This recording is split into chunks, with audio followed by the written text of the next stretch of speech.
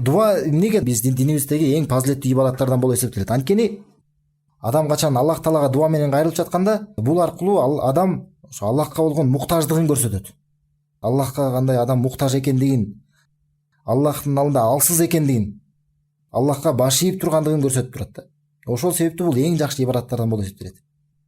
Жана качан адам Аллах Таалага дуа менен кайрылып атканда, бул менен ошо Аллах Тааланын кудуреттүүлүгүн, баардык нерсе Аллахтын колунда экендигин, Аллах Таала бай, эч кимге муктаж эмес экендигин, Аллах Тааланын улуулугун ошо мойнуна алуу болуп эсептелет да.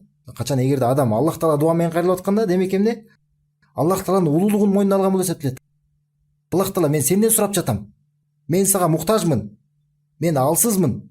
Сен болсо байсың, сен эч кимге муктаж эмессиң. Сен бере аласың деп мына Аллахтын мына ушундай абалда болгондуктан адам качан дуа менен Аллахка кайрылып жаткандыктан. Ошол себептүү бул эң улуу ибадаттардан болуп эсептелет биздин динибизде. Жана бул дуанын баардык жакшылыктардын эшиктеринин ачылышына болгон өтө чоң улуу таасири бар. Билишибиз керек да, кандай гана жакшылык болбосун, ошол жакшылыктардын эшиктеринин ачылышы бул дуа аркылуу болот.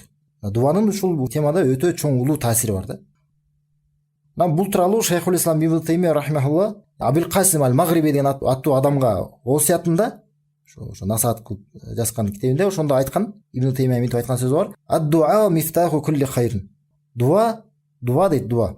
Бул деген баардык жакшылыктын ачкычы деп айткан. Дуа бул баардык жакшылыктын ачкычы. Ошону жаттабыз керек да биз. Демек эмне экен? Баардык жакшылыктын ачкычы бул дуада. Аллах Таалага дуа менен кайрылып, жалбарып кайрылуубузда мына ушунда баардык жакшылыктын ачкычы мына ушул нерседе. Мына шейх бекте айтат, шейх хафизахулла, эми кандай гана жакшылыкты өзүңө каалаган болсоң, бул дүйнөдө же акыретте, бул дүйнөдө болгон жакшылыктар болсо, же акыретте болгон кандайдыр баардык жакшылыктын баарын өзүңө каалаган болсоң, демек эмне дейт? Ошону Аллахтан сура. Ошонун баарысын Аллахтан сура. Жалбарып Аллахтан тиле. Ошондо гана ага жете аласың дейт. Дуа аркылуу.